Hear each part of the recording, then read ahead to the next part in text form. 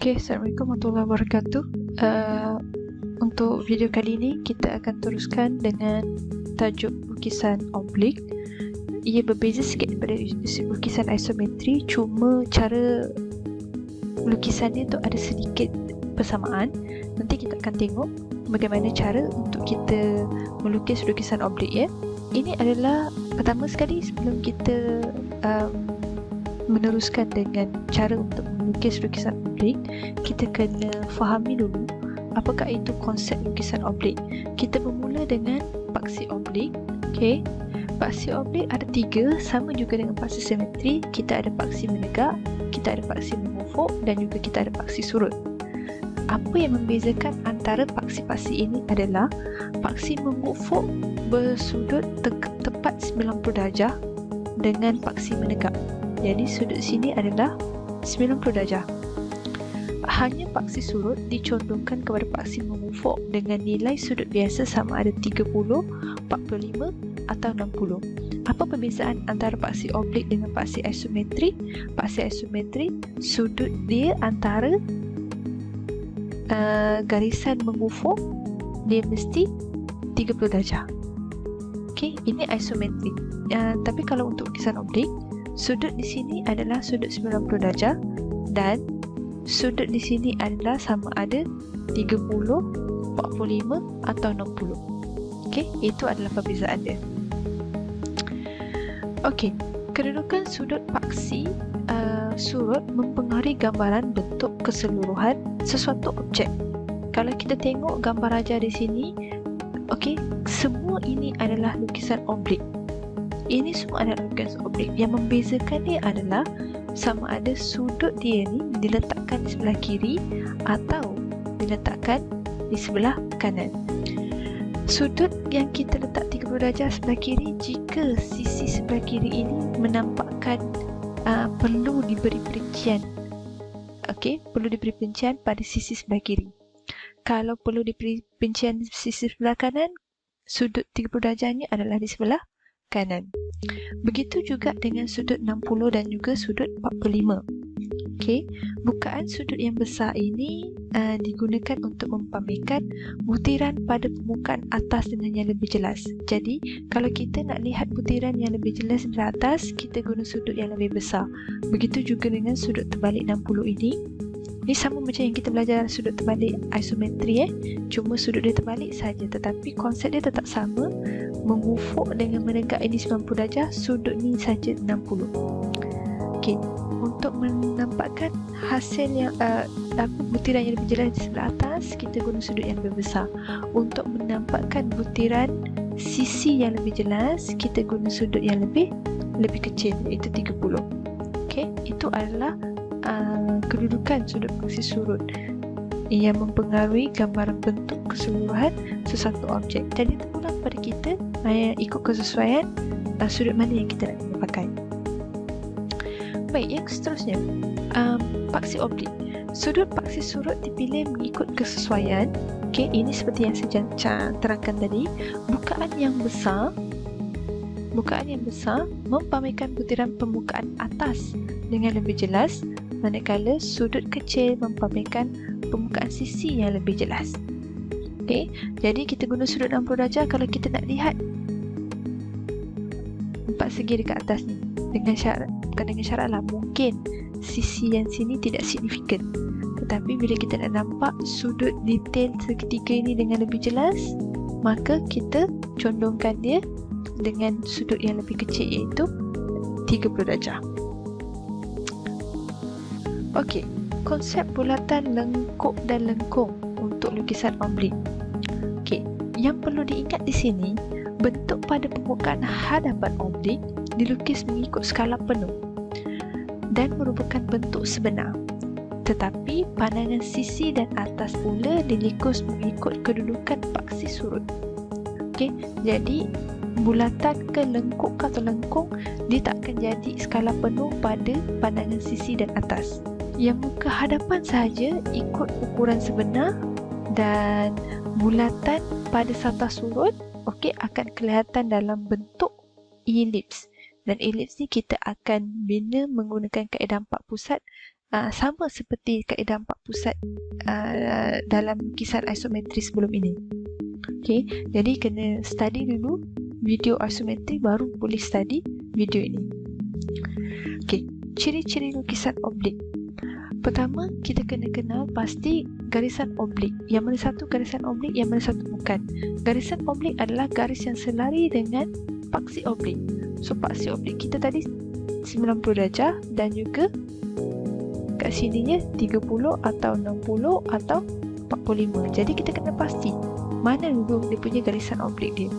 Kemudian kita kena pasti garisan bukan oblik. Okey. Garisan yang tidak selari dengan mana-mana paksi oblik. So nanti kita akan tunjukkan contohnya.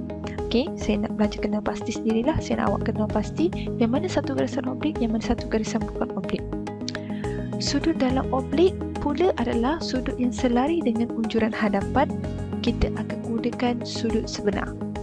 Sudut pada satah surut bukan sudut sebenar. Jadi konsep dia bila hadapan baik lengkuk ataupun sudut ataupun bulatan, semuanya guna yang sebenar. Ini jika harap pada satah hadapan. Tetapi pada satah atas, bukan atas dan bukan sisi, kita akan kelihatan seperti, sekali lagi, dia akan kelihatan seperti elips. Baik, ini adalah aktiviti 1. Tolong kenal pasti ciri lukisan oblik pada gambar rajak ini. Namakan garis-garisan yang bercirikan garisan oblik, mana satu garisan oblik dan yang mana satu garisan bukan oblik. Okey, ini buat aktiviti sendiri. Kalau nak bincang dengan saya, nanti kita boleh bincang dalam kelas online nanti. Aktiviti yang kedua, yang manakah boleh dilukis dengan sudut sebenar? Okey, yang mana boleh dilukis dengan sudut sebenar? A atau B? Yang mana satu? Dan aktiviti yang ketiga, yang manakah bulatan dilukis dalam bentuk elips dan mengapa? Okey, kalau ikut jawapan, ikut gambar rajak, automatik kita dah tahu yang ini dilukis dalam bentuk elips. Betul? Yang B. Tapi kenapa dia dilukis dalam bentuk B? Okey, jadi jawapan-jawapan ini kalau nak tahu apakah jawapan dia ataupun kalau nak semak dengan saya, kita akan boleh semak melalui kelas online nanti. Baik, ini adalah jenis-jenis lukisan oblik. Ada 3 jenis, iaitu cavalier, cabinet dan juga arm. Okey, apakah itu lukisan oblik cavalier? Semua garisan pada paksi oblik dilukis mengikut ukuran sebenar. Ini dia punya keyword. Kalau cabinet pula, kedalaman ini pasti satah surut.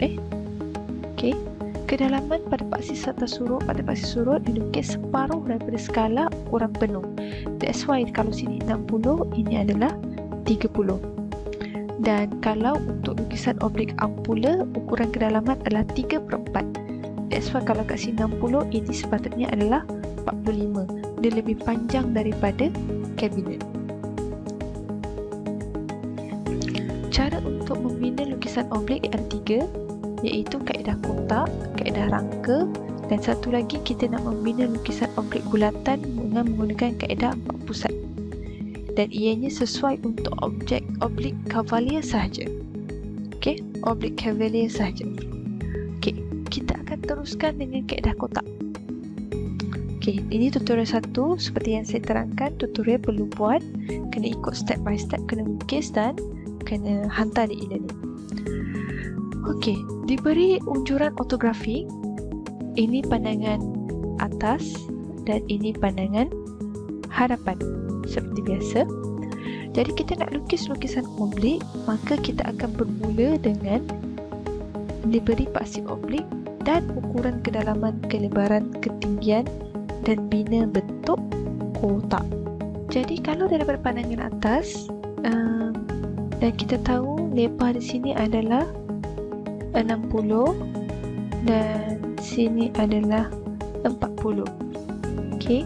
Dan setiap satu kotak kecil ini adalah 20 dan tinggi ini barisan hadapan, maka tinggi ini adalah 60 juga. Okey, kemudian kita dah kena pasti paksi oblik dia.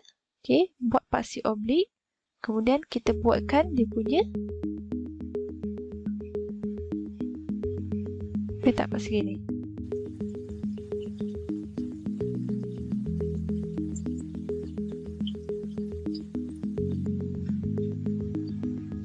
Okey. Langkah kedua, kita pindahkan ukuran untuk membina bentuk objek yang lengkap. Okey, kita dah nampak dia punya bentuk dia begini. Okey, tetapi dari pandangan hadapan sepatutnya di belah atas ni pun bentuk yang sama kan? Cumanya kita dah nampak daripada pandangan atas yang ini adalah garis putus-putus. Jadi tak mungkin dia punya objek akan sepanjang ini. Jadi kita bina dulu objek dengan garisan yang terang ini, dan kita tahu garisan terangnya di sini. Okey. Baik, yang seterusnya. Okey, kita tahu kat sini adalah objek terang. Maka sisinya kita tahu dekat sini juga adalah terang. Okey, dan kemudian kita nampak ada sisi sini. Okey, sisi ini. So kita turunkan ke sini. Dan kita nampak sisi ini, maka kita turunkan ke bawah. Yang ini pun kita turunkan ke bawah. Dan kita gariskan. Okey. Dan yang kita nampak sini adalah garisan yang jelas. Okey, ini untuk di sini. Dan ini adalah untuk yang di sini. Maka kita ada garis putus-putus. That's why kita tahu garis putus-putus adalah mewakili objek yang sebelah bawah ni. Okey, untuk line yang ini. Jadi ini adalah line solid. Okey, ini adalah line penuh. Maka kita hitamkan garisan objek, dan ini adalah objek yang kita bina, iaitu lukisan oblik menggunakan kaedah kotak. Aktiviti yang seterusnya adalah lukisan oblik kabinet dan oblik arm bagi objek yang sama. Dan diingatkan, oblik kabinet mempunyai kedalaman separuh daripada ukuran sebenar pada paksi surut. Manakala oblik arm pula mempunyai kedalaman 3 suku daripada ukuran sebenar pada paksi surut. Jadi saya nak awak lukis objek yang tadi tu, objek yang pada gambar rajah sebelumnya. Okey, objek ini lukiskan dalam bentuk lukisan kabinet dan juga lukisan arm. Okey, itu untuk adalah aktiviti 4. Yang seterusnya adalah tutorial 2 kaedah rangka. Kaedah ini sesuai digunakan untuk membina objek yang mengandungi bentuk bulat dan juga lengkung, kerana ianya dibina berpandukan garisan pusat bulatan. Okey, berpandukan garisan pusat bulatan.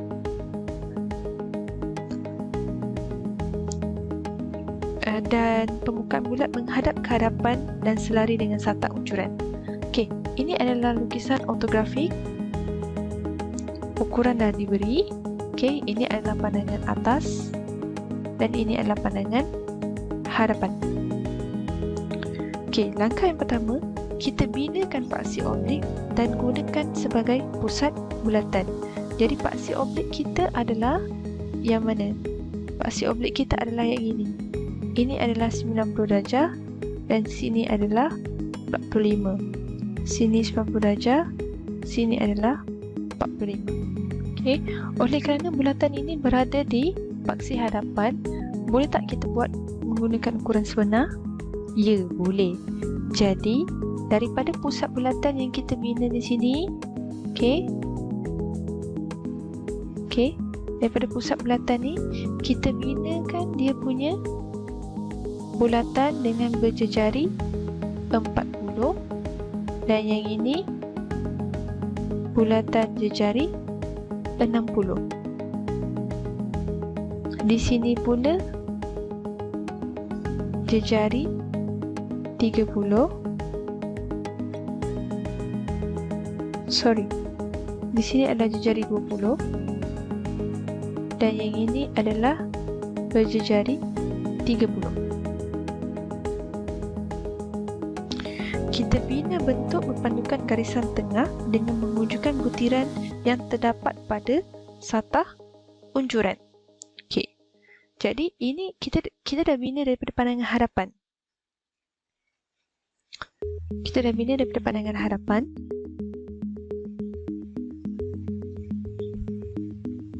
Dan kita ada satu unjuran di sini dengan jarak 40 dan juga 20. Bermaksud ketebalan di sini adalah 20, yang ini adalah 40. Okay, so that's why kita buat jarak dekat sini lah. Sini 20, sini 20, dia jadi 40. Yang ini jarak dia adalah 20. Kemudian kita bina bentuk yang berpandukan garisan tengah dengan mengunjurkan butiran yang terdapat pada satah unjuran. Dan kita binakan kriteria yang sama di sini. Okey. Dan bila kita hitamkan, kita akan dapat unjuran, kita akan dapat lukisan oblik bagi unjuran ortografik yang diberi. Baik, yang last sekali adalah tutorial 3, cara untuk membina bulatan bagi lukisan oblik. Pertama, kita binakan rangka kotak pada satah surut dengan garisan sepadan. So, ini kita panggil paksi oblik lah di paksi surut. Okay. Segi 4 oblik, sama seperti macam sebelum ni yang kita melukis segi 4 isometri. Okay, bahagi dua setiap garisan sepadan dan tandakan titik A, B, C dan D. So, ini kita bahagi dua. Kita tandakan A, B, C dan D, dan kemudian kita binakan garis renjang pada setiap titik ini. Jadi jika kita letak kita punya set square di sini, garis renjang pada A jika dilukis adalah di sini, dan jika dilukis daripada B adalah di sini. Okey, kita akan dapat 90 darjah di sini dan juga 90 darjah di sini. Jadi titik ini kita akan namakan dia titik F. Manakala garis renjang DD adalah di sini dan garis renjang DC adalah di sini. Dan titik pertemuannya kita namakan E. Okey, so kita ada E dan F. Okey, dan sini pula titik pertemuan antara, di sini kita namakan H, dan titik pertemuan antara kedua ini kita namakan dia G. Okey, ini adalah G, ini adalah H, dan ini adalah E, dan ini adalah F. Sebab kita kena cari 4 pusat, 1, 2, 3, 4. Kemudian baru kita bina lengkuk AB dan CD berpusatkan di E. So, tembak pada E, bina lengkuk CD. Tembak pada F, bina lengkuk AB. Dan tembak pada G untuk bina lengkuk di sini, dan tembak pada H untuk bina lengkuk di sini. Selesai melukis bulatan berbentuk elips pada paksi surut. Okey, itu saja untuk topik lukisan oblik. Jadi good luck kepada semua untuk sesi ulang kaji, di mana jika ada apa-apa soalan boleh tanyakan pada kelas online nanti, dan saya akan kongsikan jugalah beberapa tips untuk menjawab dan juga jenis-jenis soalan yang mungkin akan keluar pada test 2 nanti. Itu saja. Okay, good luck.